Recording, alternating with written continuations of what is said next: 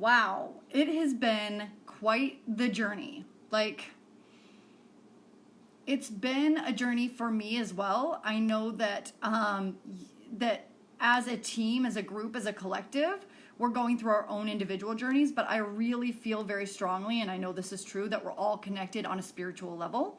And whether you believe that or not,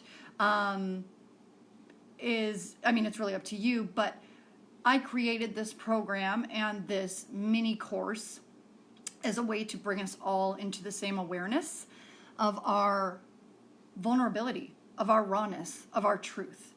And I thought, who would I be? What kind of facilitator would I be?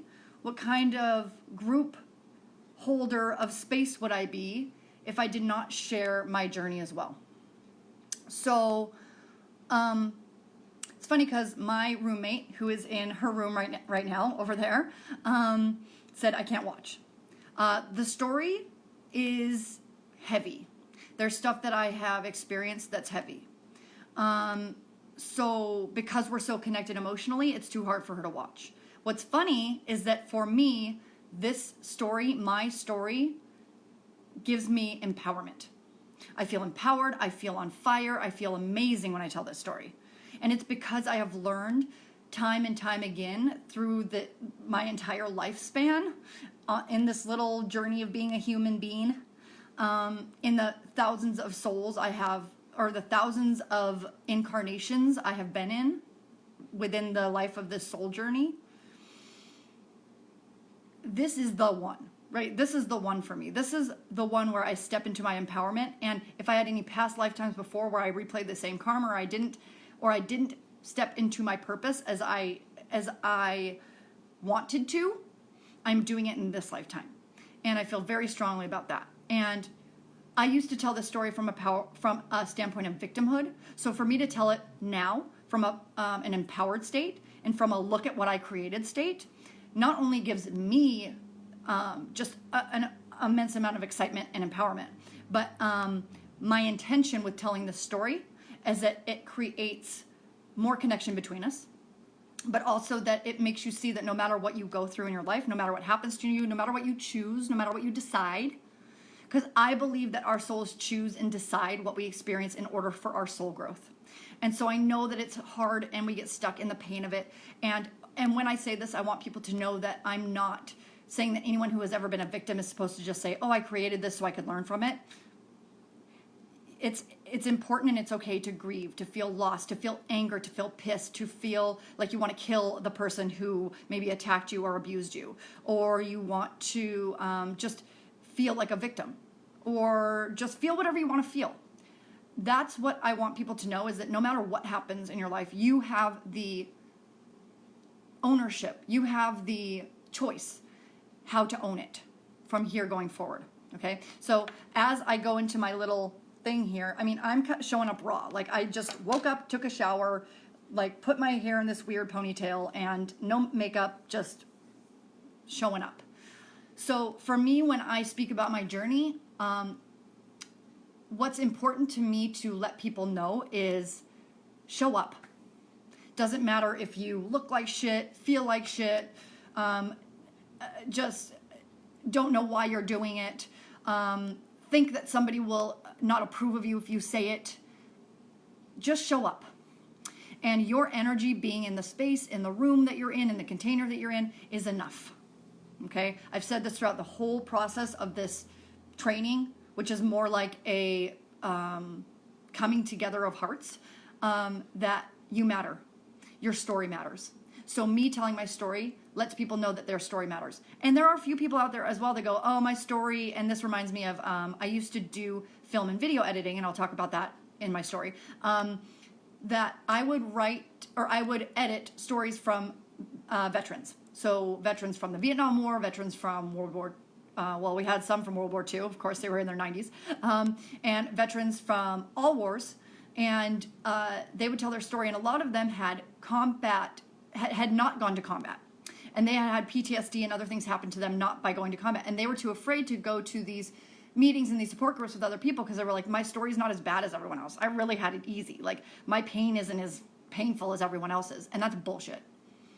If you feel pain from something, or you feel PTSD from something, or you feel like something is affecting you in your life, it doesn't matter how it is compared to anyone else, or whether it feels like, oh, that's not as important. It's all important, okay? So your story is important, whether it's like, I had a great childhood, but even though I had a great childhood, I felt a lot of pressure on me to be an artist, and or to do, like, that's what happened to my cousin. She had a lot of pressure on her from her family to, like, oh, she's so wonderful, and look what she's going to create in her life. And because of it, she got sick.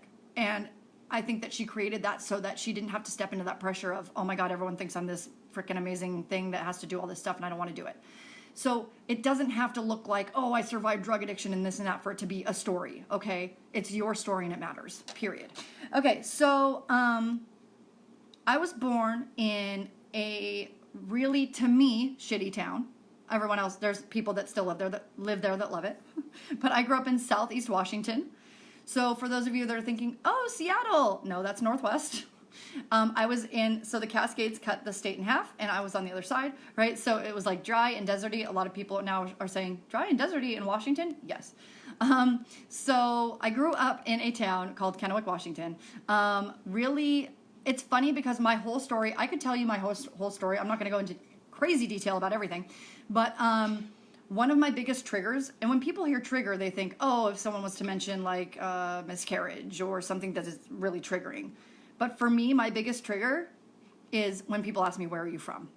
I know it sounds silly, but when people ask you, where are you from? I'm like, oh my God, I have to explain where I'm from, and I fucking hate that place.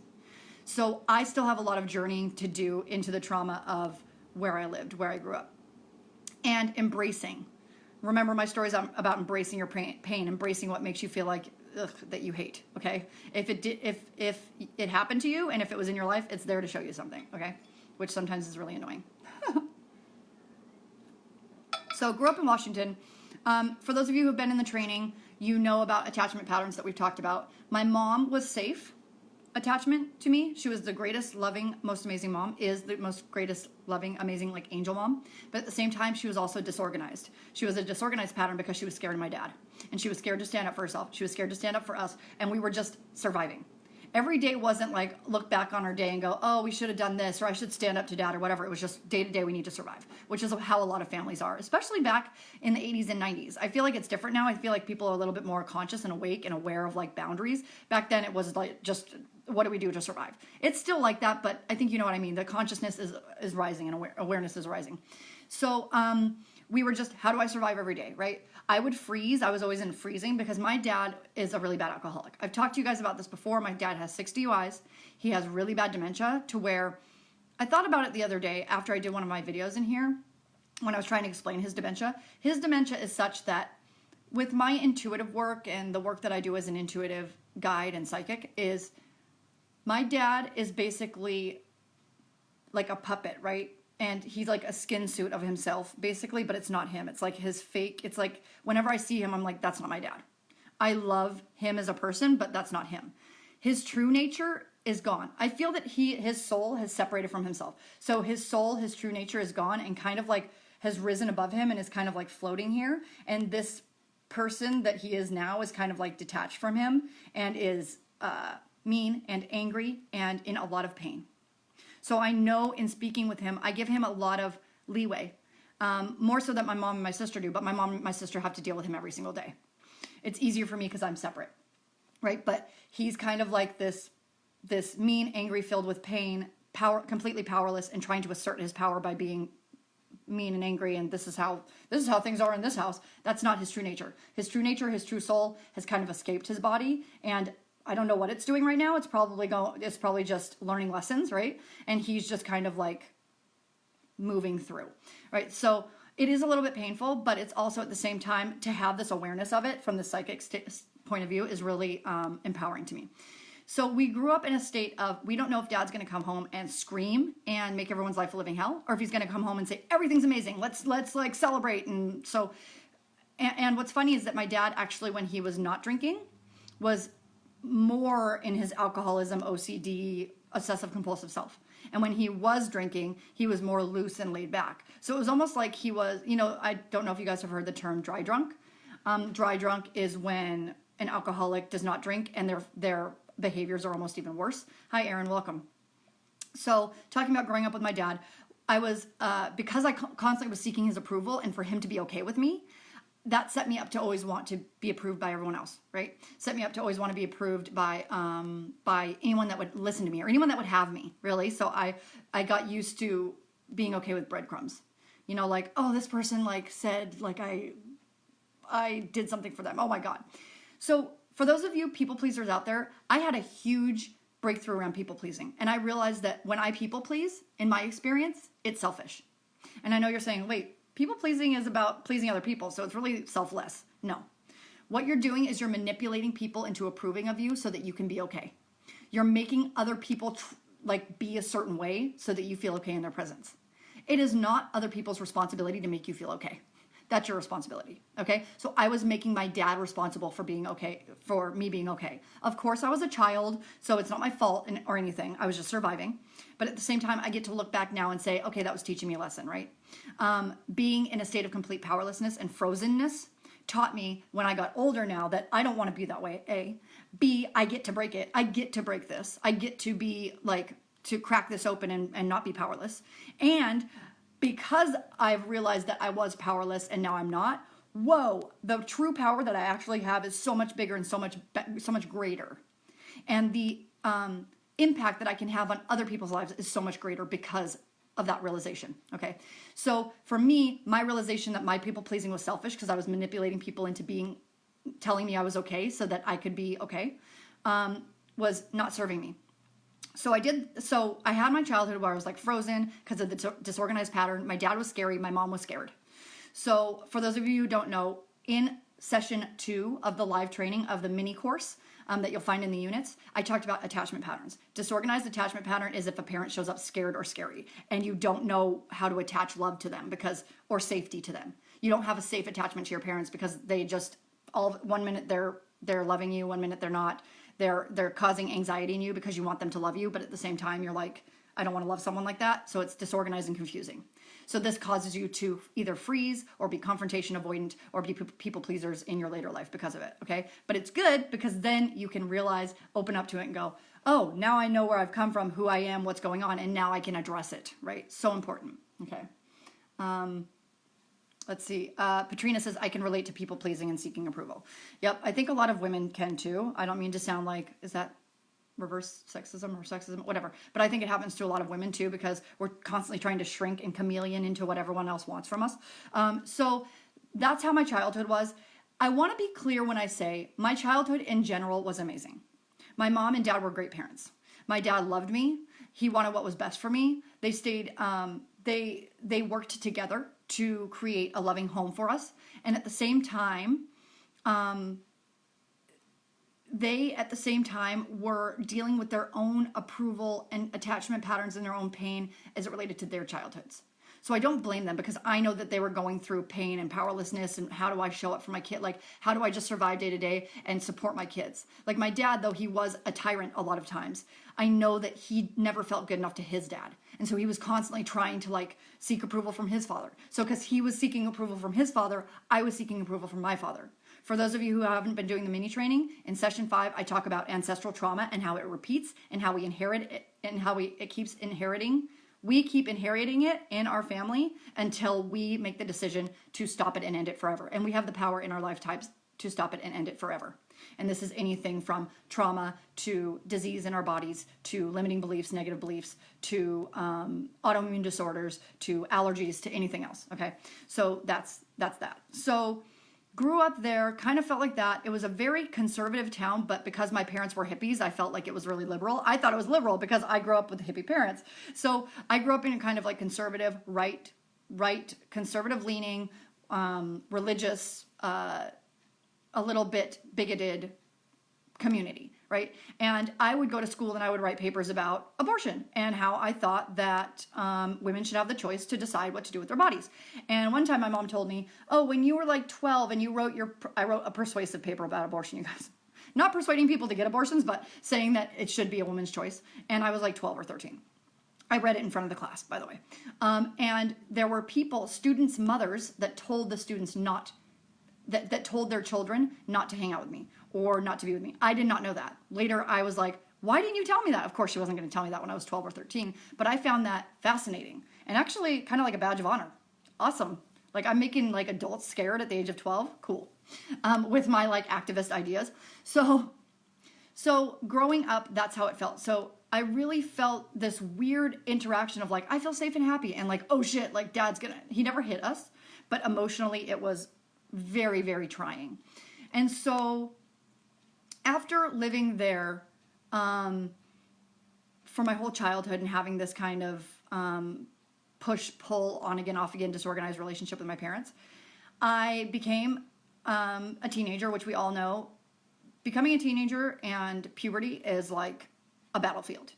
And I did pretty well with it. I was the quiet, of course, seeking approval, but I was the quiet. I mean, I would hang out across the street at the park with my high school friends, and we were the skipping school, smoking pot, like kind of like the misfits. But I fit in with the misfits because they were in pain and they understood my pain.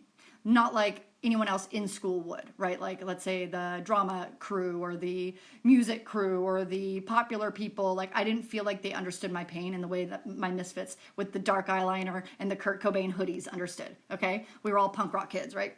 So I kind of really fell into that punk rock kid mentality. And when I graduated high school early. So I graduated high school when I was 17. And when I graduated high school, I fell in love.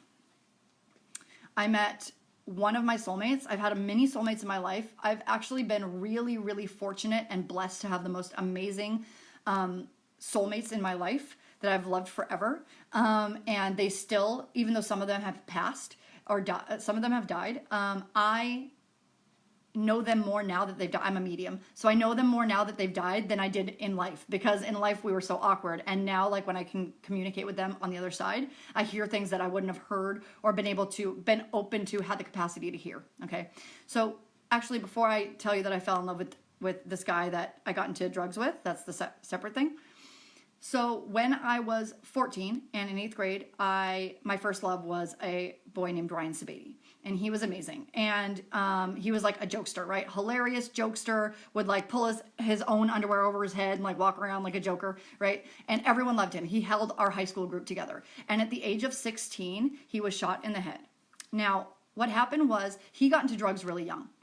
He got into, because where I live, we live by like truck stops and in like the meth environment, right? So I lived in kind of like a white trashy type of town, rednecky type of town, and there was really nothing for kids to do. So the first thing and then that's when like the meth actually we called it crank. It was just crank. It was just white bathtub crank. It wasn't like meth. It wasn't like the good stuff that people have nowadays. But we got into that, or my friends got into that, and I was scared. I was terrified, especially that Ryan, I mean, we had broken up by this time and it was in high school. All of a sudden he was in this like scary life with all of these druggies. And none of his friends really knew what to do. And I separated from him because I didn't understand what he was going through. And at the age of 16, there was a drug related issue. Like, he had gone and tried to get more drugs from guys that he owed money to, and he was shot in the head. Okay. And when this happened, it completely blew my childhood open. It completely obliterated our friend group. He was literally the person that held the whole group, all of us punk rock kids together. So when he died, it was like my childhood died. Okay, so after that, that's when I became like, I don't give a shit about anything anymore. So that happened. And then when I graduated high school when I was 17, I fell in love with a man named Jason. And this man named Jason was 25, first of all. And when you're 17 and you fall in love with a 25-year-old, and like the minute we met, we were in love. So when I knew right away that he was as infatuated with me as I was with him. And to me, that was what made me fall in love with him the most, is that, oh my God, because I had never really felt seen by men or boys, as it were, because I was 17. I had never really felt seen by them because of my dad's stuff, but also because my best friend was really gorgeous. And so all guys that would come to me and be like, hey, and I was thinking they would like me, and then they'd be like, do you know anything about your friend? Is she single? And so my whole life was like, is your friend single? As opposed to, hey, I'm interested in you. So when Jason and I met, it was like love at first sight. And we became like just soul, boom. I'm feeling him right now. Come in. So he's coming in. He's like comforting me and loving me. So he's here right now, helping me with this story. So it was like, I don't know if you guys have ever heard the story of Sid and Nancy. So Sid Vicious was the bassist of the band Sex Pistols, and he met this woman named Nancy Spungen, who at the time was a prostitute, and they ended up getting into heroin together and stuff, and just it got really, really, really bad together. That's basically what happened with me and Jason. But when I met him, I had only done like a few little drugs here and there. I had never done anything really bad. I think I maybe had like a line of like the bathroom crank or whatever, but I just did it because I was experimenting, actually because Ryan had died and I was like, fuck it, I don't care anymore. But I hadn't become addicted at this time. I was just like, I don't know what I'm doing. You know, I just kind of like was going along with the crowd really. And when I turned, so when I met Jason, he had been, like I said, first of all, he's 25. So I'm like, an older man likes me. I was like so obsessed with the idea that this older man was like in love with me. Right. And he had long black hair, always wore his pants. He was like a skater stoner dude, always wore his pants down, like just hanging, and like this perfect like blue hoodie, and he had like crystal blue eyes and black hair, like just black hair and crystal blue eyes that would look right through me. And he had this like Picasso face. Okay, his face is Picasso, right? So it was like this big like square nose that went down, but his like jaw was beautiful, and he would just like stare right into you. Everyone was obsessed with Jason. Anyone that met him was like, what do I have to do to support you, to help you? I will do anything for you. So when he got into drugs, it was tough because every woman would fall in love with him. No matter if they were the preppy cheerleader or the punk rock kid or the homeless woman on the street that was 50 years old. They fell in love with Jason, right? And he knew that. And he used that to his advantage, right? He didn't fall in love with any of them like he did with me, but he had that same connection where it was like, oh, I know what I can get with these girls, right? So he was like a smooth operator, right? Loving, but also in a lot of pain. So he would like use a lot of women and get money for drugs and all this stuff. But by the time I met him, he was clean. So we met, and I distinctly remember I was at my friend Luana's house with him, and I guess maybe I should have changed her name, but whatever, she won't care. I was at her house with Jason, and we were in an apartment complex. So we were in an apartment, and it was this apartment complex. And apartment complexes in this area of Kennewick that I was in were really ghetto, right? It was really like just drug dealers walking around and people that had guns and everything. I mean, it wasn't crazy like like people pulling out guns in the middle of the street, but it was like seedy, right? So Jason, we went outside to do something, and he had seen an old drug dealer that he used to know, and we started talking about it, and Jason's like, yo, this guy can give me like a bunch of coke, and I'm going to sell it. Like, we won't do it, of course, but we'll just sell a bunch of it and make a bunch of money. Yeah, we're just going to sell the drugs and not do them. Okay. And at that time, I was just so in love with him, I'd do whatever he said. So this isn't to say that I didn't choose to do this. I'm not wanting to say that Jason ruined my life and he made me do this. I chose to do this. Okay. So I distinctly remember we were at my house in my room. So my room was out in the garage, punk rock kid. My room has to be in the garage, of course. And he had the bundle of coke, a bunch of coke, right? And he was like, I remember at some point when I was really having my drug days that I would know how to cook crack. So maybe I'll like cook crack and sell portions of coke, and then also like sell bags of crack. Like, do you want me to show you how I do it? And I was like, cool, yeah, that'd be awesome. And he like showed me how to do it. And then of course we were sitting there like looking at it like, And this is the moment when I explain in my story where when I look back on it, or when I see it from a pulled back macro sense, what I see and feel is me and him standing on an edge of a cliff. And I see me looking at him and him looking at me. I can feel his beautiful eyes piercing into my soul. And I can feel our souls interacting, right? And without it even being said, we're holding hands, we're standing on the edge of this cliff. And we both kind of make this pact without even saying anything, like, let's go. Like, if we're going to go, let's jump all in. Like, that's it, right? And so we took each other's hands and we looked at each other and we jumped off that ledge. All right. So it was a conscious and yet unconscious decision at the same time. So it was very surreal to look back on now. And I've been writing a book about it. So writing about it has been surreal as well. But we went on pretty much like a 2-year binge. So for 2 years, we were smoking crack. We were doing meth. We were sleeping under bridges. We were stealing from people. We were breaking into people's homes. We were doing whatever it took. And so that's why I said we became that Sid and Nancy kind of couple where like I would go into Macy's and steal a bunch of bras and put all the bras on underneath my shirt, and I'd walk right out. I'd go outside, get the receipt, go to another Macy's, take them to the Macy's, return them, and get my money back. And we would go get more drugs. So we were, and he on his end would find his women, because he had tons of women that would do whatever for him, and he wouldn't even have to like do anything for them besides just be there with them, and would do whatever he did with them to get money from them, right? So it became really heavy, really dark, really deep, really fast. All right, I'm gonna see if anyone's okay. Hi, Laura, welcome. So so that happened, and as I was communicating, it's like, so when I look back on this time, what I feel is that this hard drug portion of my life was me being completely unconscious, almost like my true nature, just like I said about my dad being a puppet, my true nature kind of lifted out of my body. In order for my body to go through this necessary rite of passage that it had to go through in order to learn the lessons I was supposed to learn to come back into my now and have the impact I'm here to make. It's like my true nature separated, and unconsciously I became this druggy whatever for so many years so that I can protect myself. Of course, like when you grow up in an atmosphere of having to protect yourself, you numb yourself in order so you don't feel anymore. So I was just numbing myself, right? So me and Jason went on this crazy ride, and then it started to become where he was using me like one of the women that he was, one of the other women, and I couldn't handle it anymore. And so we would like split up because of it, and I was like, I can't do this anymore. And then he would come back because we couldn't be away from one another. So it was just really like he would hide out in my closet and sleep and pee in Gatorade bottles. Like it was bad.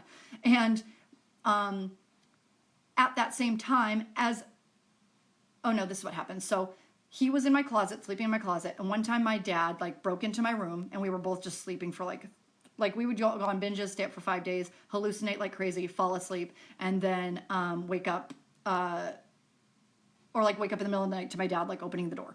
So my dad walked in, found Jason in the closet, kicked him out. Every time Jason has been kicked out of my life, or I would give him away, or like tell him to get away, he would come back, or I would come back to him. This time it was different. This was the very first time in my whole unconscious druggy state that I had the consciousness of don't follow him. The last time I ever saw Jason was running away from me, running away from my room into the street, pulling up his pants, and my dad, like, I couldn't even hear my dad screaming because I was just watching him. And I felt a hand, you guys. I felt like the universe or God saying, no. No matter how much my body wanted to go follow him, I knew you're staying here. And that was the last time I ever saw him. And I'll explain in a little bit what happened. So after that happened, I mean, during the time that I was with Jason, I also started hanging out with some other druggy people that were doing meth. So during the time that that Jason and I were like on and off again, I was doing meth. So during this time, I was with this guy that was the same type of dude, like using women for money.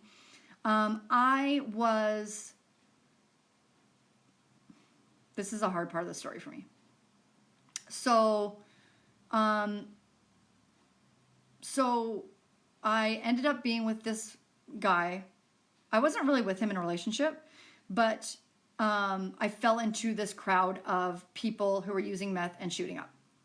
So I always told myself I would never use needles. And one time I was hanging out with this guy, and we'll say his name is Blue. One time I was hanging out with Blue, and this is not Jason. This is Blue, this new guy. Hanging out with him, and we went to the park with his drug dealer, and we went and we hid out in the trees in like way back in the trees. At the park that I lived in, you could hide way back in the trees and no one would see you. So we hid back in there, and he brought out a needle, and he said, me and her, our drug dealer, is going to do it this way. You don't have to. And I sat there, and like right away, I just knew I'm going to do it. I didn't have like a yes or no response. I just said, I know I'm going to do it. So I let him shoot me up. He did it for me. And from that moment on, that's when it got really, really bad. So, and I was 18 when that happened. So I was 18, and from the ages of 18 to 21, I was an absolute wreck. I was smoking crack. I was doing coke on foils. I was doing it any way I could get it. I was doing any drug I could get. I was shooting up, and that was when it got really bad because I would start hallucinating, staying up for days and days at a time. When I was doing this, what's really funny and kind of interesting is that I stayed having a job that whole time. The whole time I was into drugs and everything else with him, or with Blue and Jason, I kept a job the whole time. So I was working at a deli. I was working at a pizza place. I would go from job to job sometimes. I was working at an auto parts place where I would deliver auto parts. So from the age I was 16, so this is where my entrepreneurial journey kind of comes in. From the age of 16, from the time I could get a job, I wanted to make my own money. And this, if we're talking about this group and relationship to money, my relationship to money was, I don't want to rely on my mom and dad at all. I'm only going to rely on myself. So I am in complete responsibility for myself, which is a lot of pressure, A, and B, it's not a safe attachment because I'm completely cutting myself off, just like I did with drugs and alcohol and numbing myself. I was completely cutting myself off from the relationship, but it was from a place of survival. So it worked for me. Okay. It saved my life. It actually saved my life. So I always had a job, even when I was at my darkest, and had bruises all over my arms and stuff like that. I would work with long sleeve shirts and I would work all the time. And of course the money went to drugs, but I was always working. So fast forward, I was still living in this little town. And there was a time, and I can't remember, when people say, what was your rock bottom? I didn't have a rock bottom. I had multiple rock bottoms. Okay, my rock bottom looked like 10 different rock bottoms. My rock bottom was falling asleep as I was driving and waking up in a wheat field. My other rock bottom was waking up in my mom's car, pulled over on the side of the road with a cop's light in my face with the door open. I literally woke up in the middle of a blackout with a cop's light in my face. I had another rock bottom where I was dancing with a friend, and then the next minute I was in my bed at home all the way across town, and I went outside and my car had a dent in it, and I don't remember still to this day how it happened. So I've had multiple rock bottoms, and the thing what I like to call the aha moments are turning points. So there's rock bottom, which I've had a lot of them, which would result in a little bit of okayness where I'd be like, I'm not going to do that anymore. That was really messed up. And then I'd go back, right? So it wasn't until, because I needed that safety and numbness. I needed to numb myself to feel safe. So then what really, really, the huge turning point that changed everything is when I realized I'm either going to overdose and die or get out of this town. Or if I don't get out of this town, I'm going to overdose and die. And I knew that. I was shown by my angels that you're going to overdose and die if you don't leave. So I chose to leave. My mom's parents live in Boston. So my mom's parents said, we'll take her in. She doesn't have to pay rent. So I moved to Boston, which saved my life forever. That was one of the things that saved my life forever, because I went to Boston and I got clean from the drugs and alcohol. However, I continued drinking like a crazy person. So I was still drinking like crazy. So I have 2 sobriety dates. My first sobriety date, I've been clean from hard drugs since 2001. When my sobriety date is August 1st. That's the day I moved to Boston, because Boston saved my life forever. It's now a little over 18 years hard drug free. And then after I was I went from Boston to LA, and I'll talk about that in a second. From Boston to LA, I got clean in 2016 for good. So alcohol 2013. So it'll be 6 years, 2014. So it'll be 6 years in March.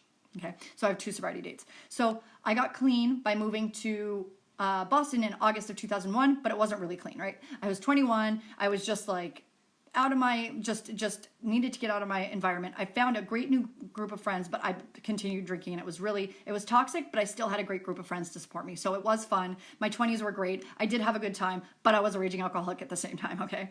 So I still continued to work. I was working for a health plan. I was like, I got to get my car in order. I got to get my own apartment. Like, I was still how I am now with the, I got to keep going. But I didn't have the spiritual awareness and the awareness that I have now, right?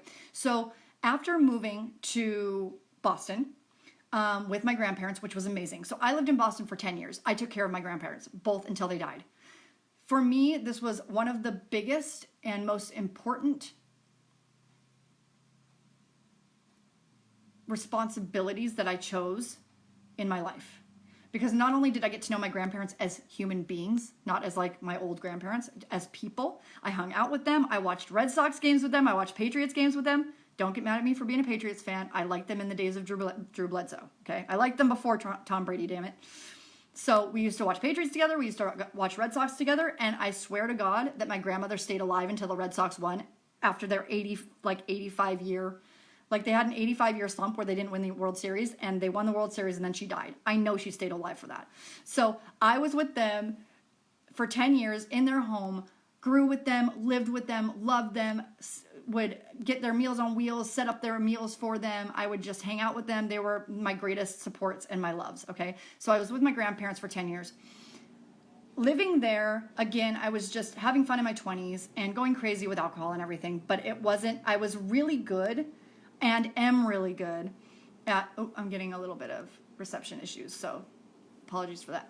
So after living in Boston for 10 years, I fell into film and television because I got fired from a job. Not surprising because I was not a great employee, but I was a great employee in that I showed up and I worked, but I was still in my alcoholism brain of like victimhood.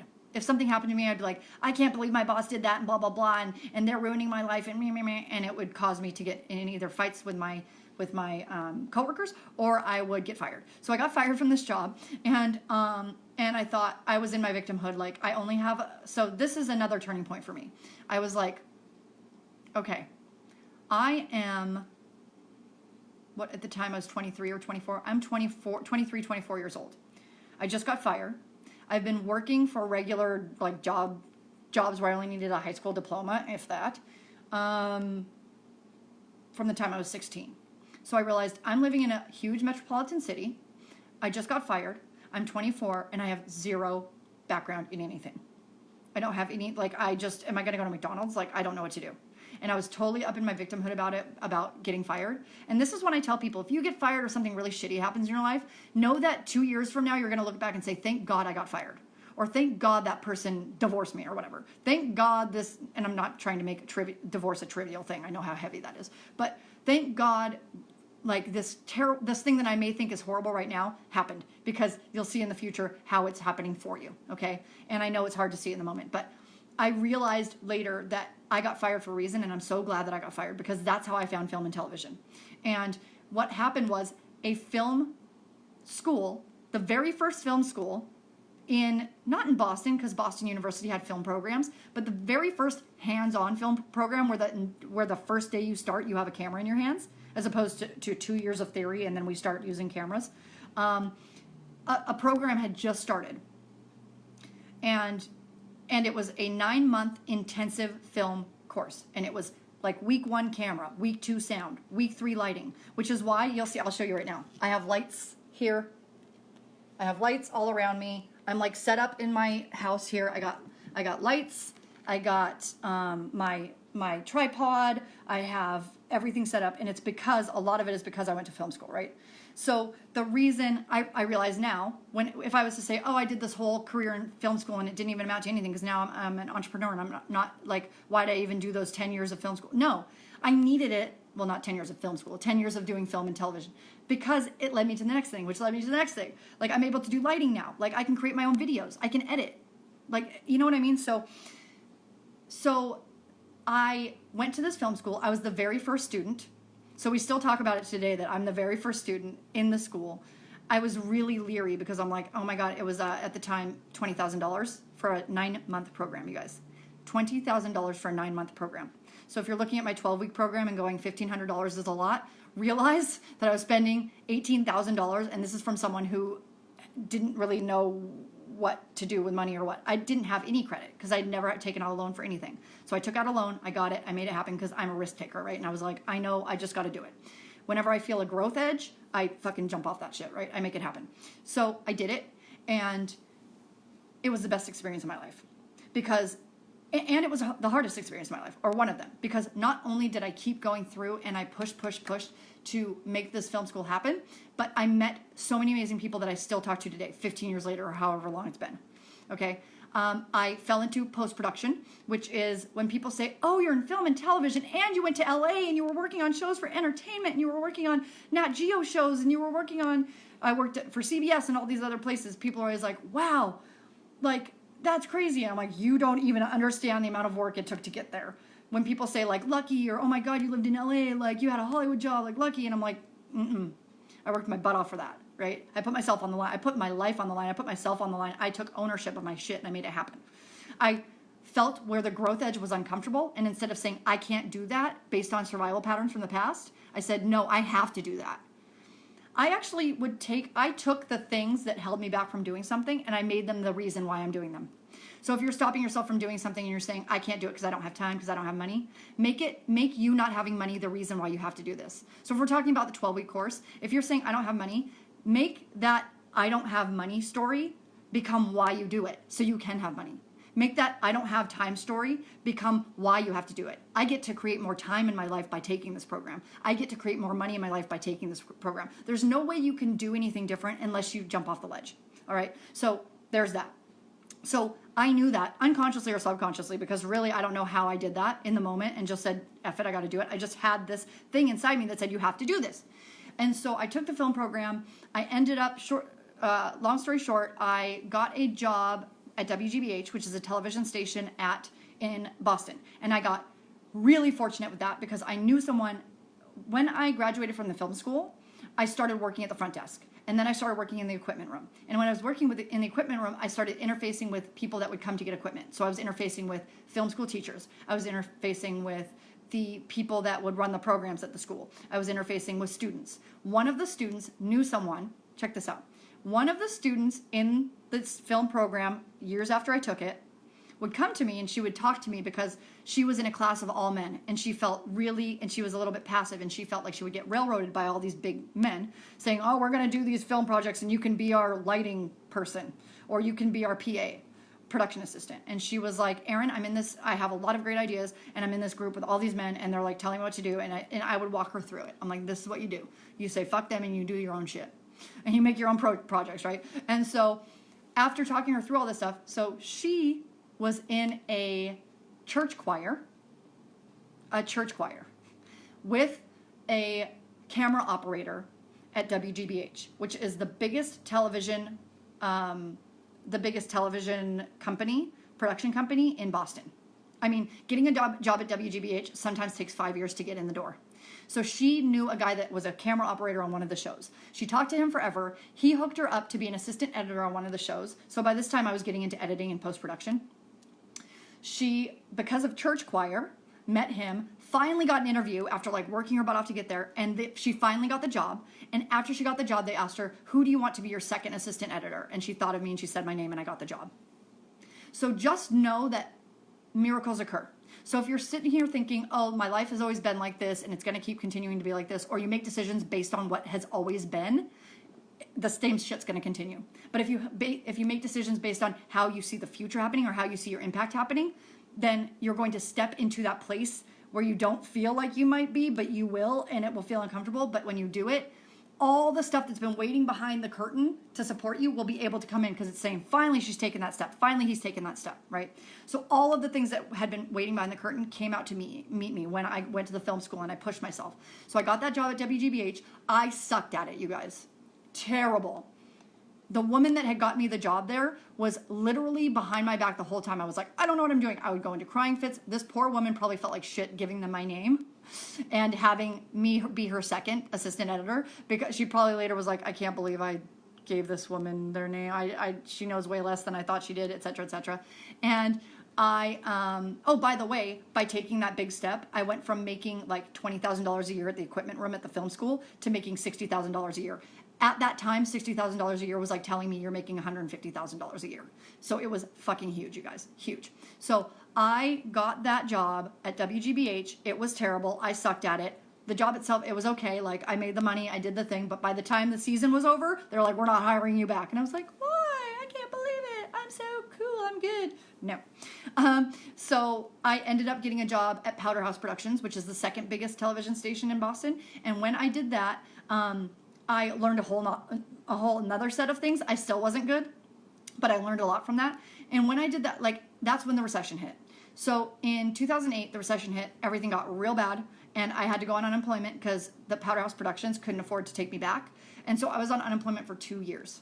So for 2 years, I was on unemployment and still wanted to be in film and television. And that's the thing, you guys. I said, I'm not so high up that I'm only going to go into film and television because that's what my career is now. I went back to Home Depot, which is where I worked before I got into, it's where I worked during film school. So when I was in film school, I would go to film school from 8 to 5 every day and then bring my lunch with me from film school to Home Depot, eat my lunch at 5 p.m. in the Home Depot parking lot, and then I'd work at night until 11 p.m.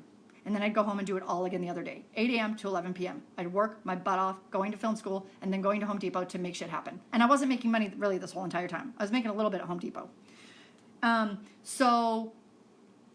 So I was able, so after the recession hit, I went back to Home Depot because they said, come back anytime. Because I had left to go to film school or to get the job at WGBH. And they were like, you can come back anytime, we'll give you your job. And I came back and they were like, no, we're on a hiring, everyone in the world right now is on a hiring freeze because of the recession. And I was like, oh my God, I'm screwed. And so for 2 years, you guys, I was on unemployment. 2 years. And during that time, I became depressed.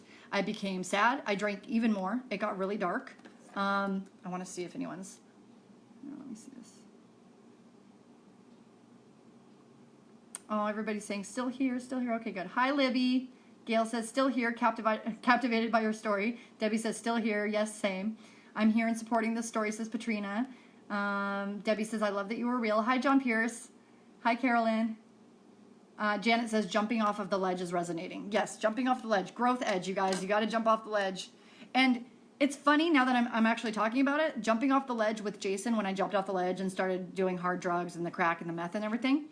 When I did that with Jason, that was another ledge I jumped off of. So even though it was jumping into near death, it was still an edge. It was still an edge. I was still, like, there's this famous comedian or singer or rapper, I think, that says, standing on the edge, I'm standing on the edge with one foot on the edge and the other foot on a banana peel. And I really, really resonated with that because that's been my whole life. My whole life is 1 foot on the edge and 1 foot on a banana peel. And I feel like that's how I want the rest of my life to be. And so that's why I do all this crazy work. But anyways, so hiring freeze, couldn't get any work, depressed. My grandparents had both passed by this time. I was living in their house. I'm living in their house alone. My uncle lived upstairs. So he was like going through grief at the same time. And we were just like butting heads. And I was like, I don't know what to do. And finally, I was talking to my best friend on the phone. Yes, my best friend from the days of high school when I was 15 or 16, still friends. And we were best friends, and she was living in California at the time, about an hour, maybe an hour and a half with traffic away from Los Angeles. And she was calling me, and she at the time was going through a divorce, and I at the time was going through, oh my God, this sucks. I'm drinking myself into another depression hole, and I have no job, and I can't get a job, and I've been on unemployment for 2 years. And this is when the extensions to unemployment kept going and going because of Obama, and then they had to stop. At some point, they had to say, there's no unemployment left. We can't do it anymore. So I had my unemployment ended, so it forced me to do something else with my life, right? So at this time, by the way, you guys, I was 28 at this time. So almost 30 and going like, oh my God, what the hell? I have nothing. And I'm an alcoholic. So I didn't really grasp that at the time. I was still in so much denial from so many years of numbing and doing drugs and alcohol that I was not claiming my drug or alcohol problem. Okay. So I was talking to my best friend on the phone, and she at the time was going through a divorce. So she's like crying on the phone because she's going through a divorce. I'm crying on the phone because I'm like, this is the end of my life. I don't know what to do. Another turning point. Oh, it's the end of my life. No, it was just the beginning. Okay. Another beginning. So I was talking to her and she goes, hey, you work in film and television. Why don't you move here? I just got a divorce, so I'm paying mortgage on an empty house. Yes, the house is about an hour and a half from LA proper, but driving in and out isn't going to matter to you if you're going to be making tons of money, because if you already have a background in film and television, moving to LA, there's millions of jobs in LA. My first reaction, you guys, was not, thank you, that's a great idea. It was, fuck that. I'm not moving to LA. I'm a Boston girl. Like I'm like a punk rocker, man. Like I can figure this out. Like I don't need nobody's help. I'm cool. I was like, I had that rebellious thing to me. I was like, I'll figure it out. I'm not gonna do that. That's stupid. And literally within the space of like 3 days, I was like, I'm going. Because I knew deep down that my true nature was to go out there and to start this whole new journey, right? But there was a part of me that was like, I'm not giving up. I was too ego. I was too up in my shit, right? To admit defeat. And finally I admitted defeat and I said, I'll go. And I hadn't seen my best friend in like 15 years, and the person that she was with that she was divorcing did not like me, so we really didn't hang out within that time. So by the time I came back, we were able to rekindle our friendship, which of course rekindled. I just want to give a little shout out to my best friend because I don't want to say her name here because I don't know if she's cool with that, but we've been best friends since we were 7, and we are now almost 40. So it's been like 32 years that we've been best friends. So shout out to my bestie. So I moved to LA. I gotta do this. And for someone who is a townie, Boston, like East Coast, I don't know who y'all in here is an East Coast person or has East Coast roots or feel like completely connected to East Coast. I was a salt of the earth New England girl. Like I'm like, I ain't moving to no fucking sunny LA bullshit, superficial crap. And I was all up in my like, this is how I am and I'm a badass. Right? Of course, it was just years and years of like drinking and doing drugs and putting this shell on to be like, I'm okay, I'm cool, like I've survived this long. And really underneath was a scared, trembling, in a ball, a puddle, a mess. Okay? But on the outside, I was like, this is how it is, right?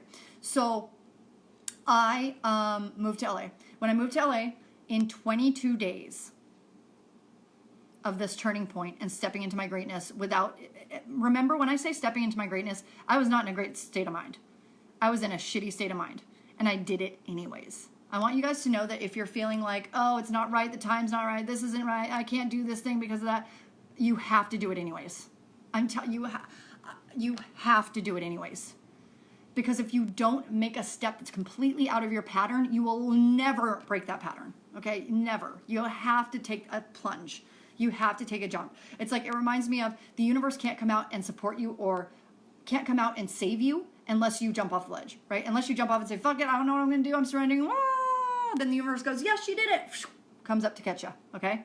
So it's backwards. A lot of times we have the idea that I need to be set up with my family. I got to have this much money. I got to have my to-do list done. Okay, to-do list is done. Now I can do this thing that I was planning on doing. That's never going to happen. Literally, that will never happen. Never, ever, ever will you have all your ducks in a row and then you can do that thing you've always wanted to do. It's not going to happen. You have to do it, and then the things you need that will support that journey will come in. Okay? Just saying that. All right. So went to LA, everything that I needed to support my journey to LA, even though I felt like, holy shit, I'm going to go bankrupt and I can't do this. I borrowed a bunch of money from my mom to do this, by the way, came in to support me. 22 days from the day I moved there, and I counted, and I'm saying 22 days to you because 22 is a huge number in my life, and 22 has been all over my life. Okay, so my birthday is June 22nd. I mean, there's 22 letters in my name, like 22, and that's just one of the tiny little things. Everything in my life, in my family is the second. My parents were married on July 2nd. My sister was married on June 2nd. My mom and dad were married at 222 Iyoof Hall. It's like literally twos everywhere. So 22 days from the day that I moved to LA, I got a job as an assistant editor in reality TV on Sunset Boulevard in Hollywood, California. Literally the biggest dream of my life came true because I was a mess and a bundle of no money and holy shit, everything sucks. And I took the plunge and the risk. And within 22 days, I had a job. Not saying all this type of stuff is going to happen to you, but if you push yourself and you do it, it will, okay? If you take a risk, it will work out for you. Remember, like I said in day 2 of the training, day 1, I think.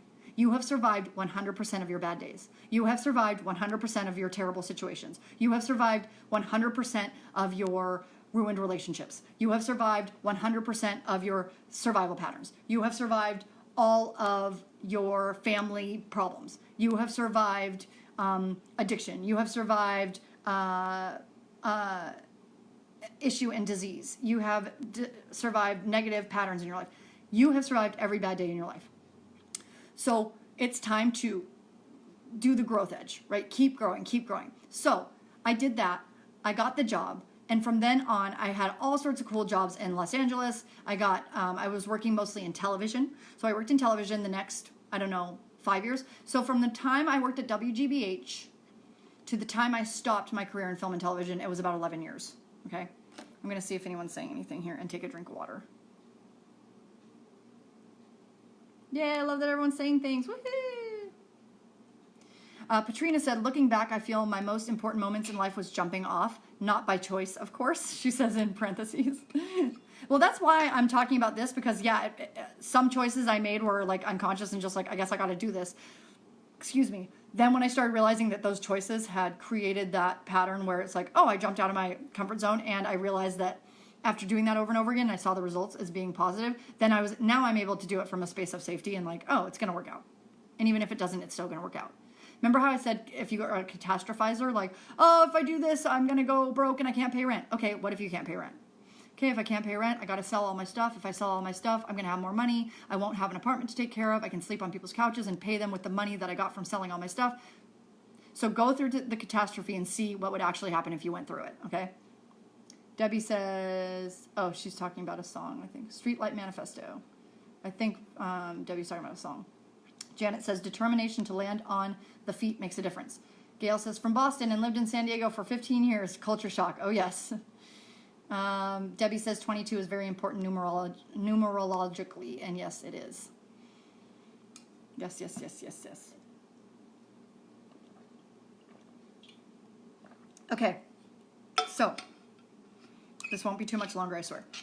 So, so I was working in LA in post-production for all those years, and in 2013, I got a DUI.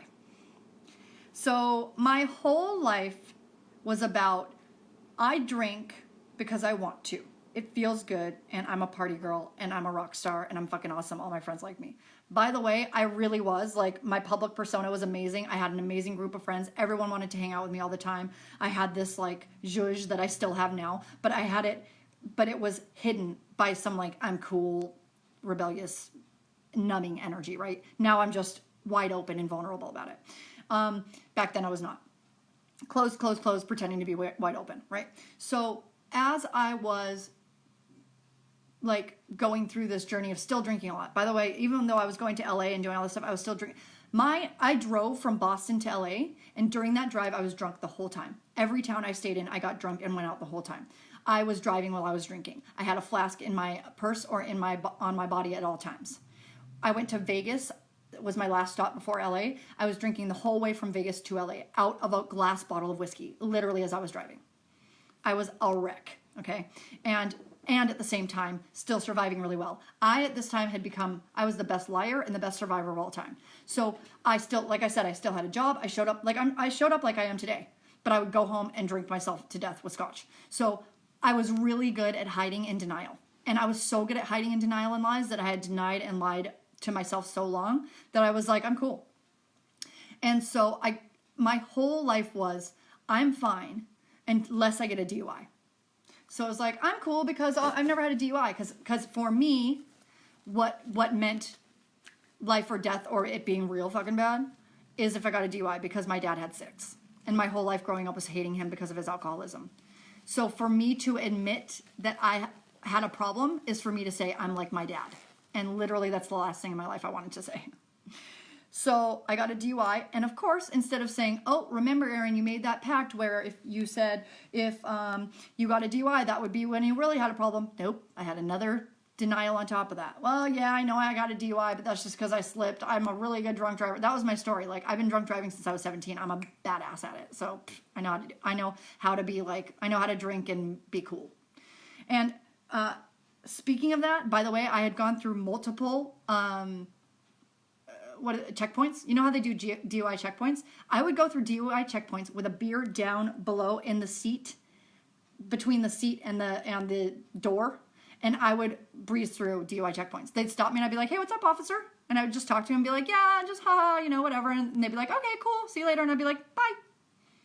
So I was a master liar to myself and everyone else. And so, excuse me, so I got a DUI. And I woke up in jail on a concrete floor. And I did have a tipping point. There was a realization of like, holy shit, this is really bad. This is really, really bad.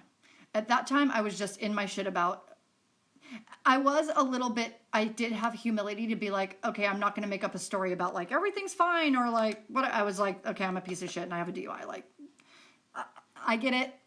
Got it. Whatever's out there, I get it. I get the irony. Yeah, I'm a piece of shit. Got it. And I didn't really believe that, but you know what I mean. And what I mean to say by saying that is that I wasn't in the jail cell being like, oh, it's fine. Like, it's just like, I fucked up this one time. I'll never do it again. I did understand like the like, ooh, it's bad. However, because I was in such denial about it, I was still in a rebellious state of, I choose to drink. I don't have to drink. I don't have a problem, because people that have a problem have to drink or they'll die. I just choose to because I love it. And so because I blew a .18, which is really high, y'all, they had me put a breathalyzer in my car, and they had me take 6 months of alcohol classes. So 6 months every Saturday for 2 hours. Just think about that for someone that's like, I was, let's see, at the time I was 33. So like my life was like free and happy, and all of a sudden it was like and for a drinker too, every Saturday. So I can't drink Friday night, or if I drink Friday night, Saturday morning, I can't like brush my teeth and just, I got to go to this thing. Saturday morning, like 8 to 10, every Saturday for 6 months. For a drinker, that sucked. I was like, oh my God, I want to party Friday nights. I can't. You were allowed to miss 2. I missed the very first one. The 6 months, the very first one. The night before, I have gone to a Christmas party for work. I was working in LA at the time again on TV. My whole gig was, now that I know I have this problem, and yeah, it's a drinking problem, I got it. Okay, now that I got this DUI, I'm never going to drink the same way again. Not I'm never going to drink again. I'm never going to drink the same way. So much bullshit. I was like, I have rules now. Yes, I have rules now. Okay, so my rules are, I will only drink if I'm at friends' houses and I will give them my keys. I will only drink on weekends. I will only drink when I have Ubered somewhere, or when, again, I go to a party and give someone my keys. I will only drink when I let people know. I show up and I say, here's my keys. I'm going to be drinking tonight. I have my car has a breathalyzer. I'm not going to do blah, blah, blah. When I'm going to set myself up for success so that I don't get into this issue again. You know, I just need to, it's not the drinking, it's the way I'm doing it. That's the problem. And so during this Christmas party, I had got a hotel, which literally this bar that I went to drink at was like, at the time, 25 minutes away from where I lived at the time, right? So I said, I'm going to get a hotel room right by where we are having the party. I'm going to, because the next day is my first alcohol class. So I'm going to go to the party really early. Like, this is how an alcoholic brain thinks. Like, I'm going to go to the party as early as possible. So doors open at 5:30. I'm going to be there at 5:30, get my first drink. And then I'm going to leave at like 10. So that way I can go back to the hotel room, get to bed early, wake up, take a shower, and go to my alcohol class. Y'all, I drank all night. After the party was over, I went from everyone that was still drinking, and we went out to another bar. We drank all night, and then my boss, my manager, had to drive me to the hotel because I was drunk and falling on the ground, by the way, and I did not know where my hotel was. So her and her husband drove up and down the street all around, and I was like in the backseat of their car being like, I don't know where my hotel is. Thank God we drove past it, because I was like, oh, it's there, because this is my boss. And she's like, and she even said, Erin, you need to let us know where you are because we got to go home. So that's bad. Woke up. So the alcohol class, I would have had to be there at 8. So I would have had to wake up at like 6:30 to get ready. I woke up at 10. Missed the first class. So fast forward, I took this class for 6 months. Every single time I went, there was an alcohol teacher there that would tell me, you have a problem. You're an alcoholic. You're ruining your livers. You're ruining your liver. You're ruining your kidneys. This is what's happening. And I would be like, can you imagine the amount of anger I had towards this guy? I was like, you're a bullshit artist. You're a piece of shit. You cannot tell people that they are alcoholics. You have to let them come to that decision on their own. I'm not an alcoholic. I have a drinking problem. I do know that. And all these things. So every time, and he never let up on me. I don't know how this guy did it, because me, I seek approval. So if I say, this is how you're showing up, this is who you are, and they say, no, that's bullshit, I'll be like, yeah, okay, you're probably right. Or I used to. I'm getting better at it. So he was holding me accountable. He was holding me high. He knew that I mattered more than I knew that I mattered. Okay, and that's what I'm doing for you, or that's my intention and what I'm doing for you guys in this program, right? So he was holding me high. Didn't realize it at the time. I was in 25 years of denial. Okay, really bad. So after 6 months of him haranguing me, and every time I would go to the class, he'd say, quit for 2 weeks. If you can quit, because I would always say, I can quit, I just don't want to. And so he said, if you can quit and it's so easy, let me see you try. And I was like, nope, it's St. Patty's Day. It's St. Patrick's Day. I'm Irish. My name's Erin Gallagher, for fuck's sake. I gotta go party. Okay. All right. Well, we're going to Vegas. I can't do it this time. Well, it's somebody's birthday. I can't do it this time. Finally, after him asking me to stop drinking over and over again through the 6-month process, I finally came to the realization, after being constantly bothered about it by him, that I don't think I can do it. I don't think I can go 2 weeks without drinking. Obviously, if I just keep finding excuses, like I just realized I don't think I can do it. And that's when I realized, because I'm a rebellious son of a bitch, that's when I realized the only thing that would make me stop drinking for 2 weeks was my own realization of I can't do it. Because I was like, yeah, you can. I'll show you. I was like rebellious to myself. So I was like, I'll show you. I can quit for 2 weeks. Wait, I'm talking to myself. So I did it. And I went to a party, and it was the hardest thing I've ever done, because I got coffee beforehand. I'm like, I'm just going to get a shit ton of coffee. I'm going to show myself that I can have fun at parties without alcohol. I did not have fun. Actually, I did have fun, but I'll explain that in a second. I got a big-ass coffee at Starbucks. This is the first time, you guys, I walked into Starbucks. I got a coffee. I had been not drinking for maybe 48 hours. I went to pour half and half into the coffee, and my hand was like this.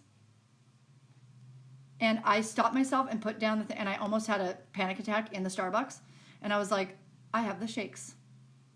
Like a damn dirty alcoholic, I have the freaking shakes. And no judgment to alcoholics when I say damn dirty, but that's why I just thought, I was like, wow, I'm as bad as my dad. I just had the realization, right? Holy shit. I was like, I have the freaking shakes. Because for me, when the guy, like, I'm in my early 30s. So when the guy's telling me you're an alcoholic, blah, blah, my first thought is alcoholics are only like 50 or something. Like people that have like, that ruin their kidneys or their liver or whatever, they're like way old. So I was like, that doesn't happen to young people. I'm cool. I didn't realize how badly I had ruined my body until you detox. Then when you detox, then your body gets bad, but that's a whole other story. It took me, so from the time I got sober that day, it took me about 2 years to get to a place where I could walk on my own, because my inflammation in my ankles was so bad I could barely walk. I had gained about 50 pounds. So where I am now, I gained 50. So I'm at around 140 pounds, not 50 pounds. I'm at around 140 pounds now. At my biggest weight, I was 170 pounds. I was way overweight for my size, or for what I usually am. I was eating pizza and the worst foods all the time, drinking whiskey, like that was just whiskey and pizza. That was like my life. And my allergies and my sinuses were so completely filled that my face was puffy. Just everything was in ruin. And it took me 2 full years to get to a place where I wasn't in a shaky, I'm having a panic attack state. And during that time is when I had my spiritual awakening. I started feeling and hearing spirits. I started, that party that I went to where I was shaken with the coffee, I went to the party, and right when I went in, the lights went off. Like I could feel that electricity in rooms was affected by my energy. I started getting, I started having spiritual breakdowns to where I was like, am I a medium? Like what's happening to me? I really felt like your girl, what's her name? What's the movie Ghost where Patrick Swayze talks to her? Whoopi Goldberg. I felt like your girl Whoopi Goldberg because I was feeling and hearing spirits and everything else come to me. I went and I was like, I got to get a tarot card reading. I don't even know what that means, but I know I'm not supposed to do 12-step or anything, any like traditional form of sobriety. By the way, the next group that I'm probably launching after we do this 12-week group is probably going to be a sobriety group. So if you know anyone that needs support with that, let me know. But what I do is sobriety, not using 12-step or rehab or any of that stuff, but using this method that I'm using here about going within and looking at your pain and shame and guilt from the years past and going through that, right? Energy clearing, energy healing, tarot, Akashic records, stuff like that. So I started getting into the spiritual stuff, and that's the only thing that felt right to me. Everybody has their own process, so I'm not saying that any process is wrong or that AA is wrong or anything like that. It just, AA was my dad's program. I saw him go through it. It did not work for me. So I went to tarot card readers. I went to mediums. I was like, am I a medium? What's going on? What's happening to me? So I slowly started to get clear that what happened was I had been years and years of holding everything in, and this shell, 25 years of a survival shell had been, like, I quit drinking and it had been completely obliterated in one shot. So when I talk to people, so I support people through their spiritual awakenings, and there are two types of people that come to me with spiritual awakenings. The first one is, it's been a series of awakenings over and over to where I'm like, I can't push it away any farther. It's something. Or a lot of those people are like religious and they keep pushing it down, and they're like, oh, there's a lot of shame around that. And I show them that there shouldn't be any shame around it, okay? So there's that type of spiritual awakening, and then there's the punch to the face or semi-truck to the body, which is what it felt like to me. That was my spiritual awakening. So yes, I had the drug addiction and all that stuff throughout all the years of my life, but the real punch was me quitting drinking. When I did that, boom, it was like spiritual awakening. I think I'm a medium. I'm a tarot card, So for the first 2 years of my journey, I just got all of the healing I could. I went to Reiki. I went to acupuncture. I went to tarot card readers. I went to mediums, like I said. I did ecstatic dance. I did sound healing. All of this stuff really, really supported me. And it helped me realize I am here to help other people heal. It's not just about me. It's about me taking what I've learned. Like my bio says that I healed 17 years of drug and alcohol addiction.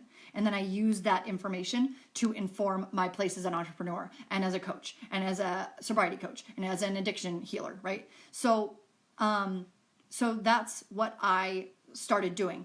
But it took time to kind of parse out what's mine, what's other people's. But what I was saying like earlier about how I had that shell, after it exploded, when I went to a medium that told me you exploded and your crown chakra, which connects you to the divine, completely burst open, and spirits and everything else is like, oh, she's open, let's go, woohoo, party time. There's this woman that's like really intuitive that's been hiding it for many years, that all of a sudden everything's open and we get to jump on in. And so she gave me techniques for how to separate, how to set up boundaries, how to put up kind of a veil around me so information could still come in and out, and I could still be, because you guys, I'm an empath, I'm an HSP, highly sensitive person, I'm an intuitive psychic, I'm a medium, and just a highly sensitive, right? A highly sensitive person, a Cancer. I'm very watery, right? I feel everything. If I'm in a room, I can feel everyone's emotions. So now, after doing the work I've been able to do, I know how to hold the space for myself, and I don't even need to put up boundaries anymore.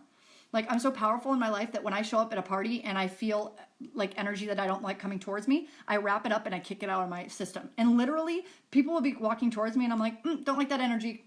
And then I wrap them and then I push them away from me, and then they literally will walk towards me and walk away. I went to a show once, like I had been not drinking for 5 years, so I was fine going to a show and drinking but water, and everyone was like moshing, and because I love heavy metal and punk, and so everyone was moshing and going crazy, and some guy was like in kind of, I can feel everything. I'm clairsentient, so I feel all of my intuitive information in my body. So I felt this guy starting to come towards me, like all up in my shit, like trying to energy vampire me. And I smiled because I was just in my, like, I know what to do with this guy. Like, I know how to, like, deal with this. Like, compassionate, loving. I just kind of, like, breathed. I felt the little, like, boundaries around me in this, like, loving way. And I, like I said, I wrapped him up in the little cocoon, and I went, bing. And he literally walked toward me like this, and then was like, and went like this and started dancing elsewhere.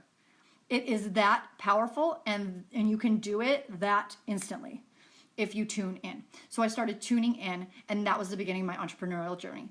And what I really have learned in my entrepreneurial journey as a coach and as an intuitive is that when you take business programs or courses, it's really important to know that you need to take what works for you and leave the rest. So first thing is, if something resonates with you and a coach resonates with you, you are supposed to work with that person. If a coach resonates with you and you feel constantly pulled to them like a moth to a flame, you need to work with that person. I have a lot of people that get a lot of inspiration from me, and it's great, but at the same, and I see their lives, how they go, and they're able to do it on their own. I know. But if they were to work with me one-on-one, it would happen much faster, and I'd be able to tune in and tune in and tune in. So that's the work I do, right? And I know that, so all of those things. So tuning in, resonating, and knowing that when you're supposed to work with that person and you do that work, let's say in a year-long program or whatever it is, that you get from them the knowledge you're supposed to get. So it doesn't mean that it has to like be perfect for you at the time. It gives you what you need at that moment. It could be something very small. Like I was talking to a coach friend of mine who said sometimes, and I've told you this in the last few videos, that sometimes people will pay you $5,000 for a program and they'll never show up to any of the calls.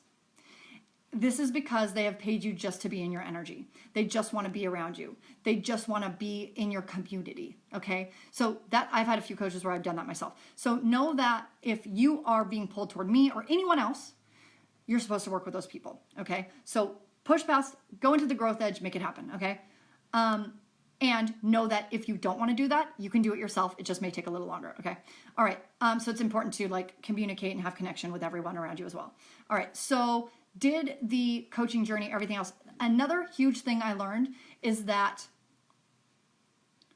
using your pain, the things that you feel have made you a victim, the things that you feel have made you not good enough to do what your passion and what you think, and you compare yourself to everyone around you. Oh, this coach does this, or this person does this, or these people that I teach with, or all these, they have all, you don't know them. You really don't know them. You don't know what they've gone through. This happened to me once. A great friend of mine called me out hard one time because I was borrowing a lot of money from my mom when I was living in LA to pay rent. A lot. And I felt so guilty.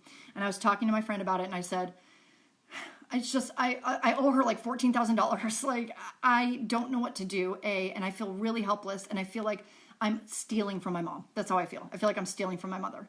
And I said, and I know that when she gives me this money, she's like, ugh, like, Erin's asking for money again. And my friend stopped me and she's like, what do you know about your mom? She's like, Erin, what do you know about your mom? How she feels and how she wants to pay for you don't fucking know shit.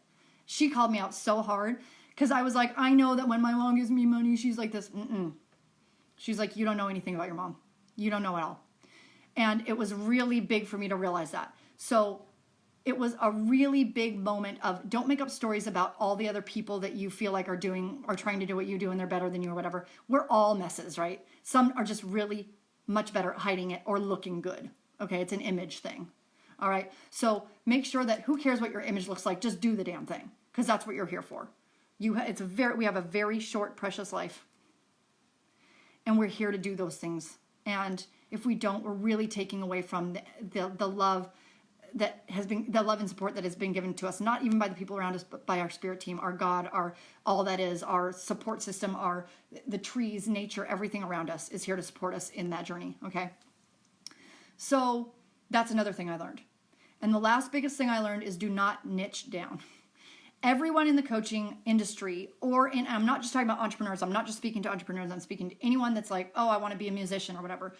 You don't have to do what people tell you. If people say, oh, you need to niche down into like, you have to make sure you're speaking to a very ideal client, and the ideal client has to look like this. No, they don't. I've been told for so many years, you have to sit, whiteboard everything out, make sure you're speaking to your ideal client, get really clear on who that ideal client is. No, that did not work for me. It works for a lot of business people. It did not work for me. I'm intuitive. So go into your own body. What are you? How do you attract people toward you? And then go into that and keep using that. So for me, I'm intuitive, and people come to me when they know they should work with me. They're not all going to be the same ideal client. They're totally different. I work with people with sobriety. I work with people with issues around shame and guilt. I work with people that are going to their life purpose. I work with people that want energy and healing sessions. I work with people that just want Reiki. I work with people that have had severe trauma in their bodies and they just want me to hold my hands over their body or touch them or hug them. There's a million different ways that you can show up for people. So you don't have to niche into this perfect thing you think you need to do. You just need to go with what your body's telling you, okay, and your intuition. And it's really important. All of those things are so important. So that's why the name of this group, for those of you who just came to this group for Repair Your Relationship with Money mini course, with me, if you just join the group for this, know that before you join the group, this group is called Transform Your Pain into Purpose.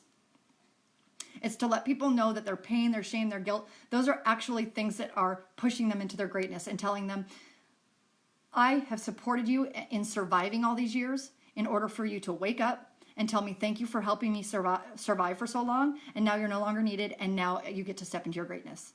Whether you're a teacher, whether you are work at Home Depot, whether you don't work at all and you're on disability, whatever it is, whatever your story is, that's what the hero's journey is, okay? And that's what it's for. So that's the story, you guys. That is the story.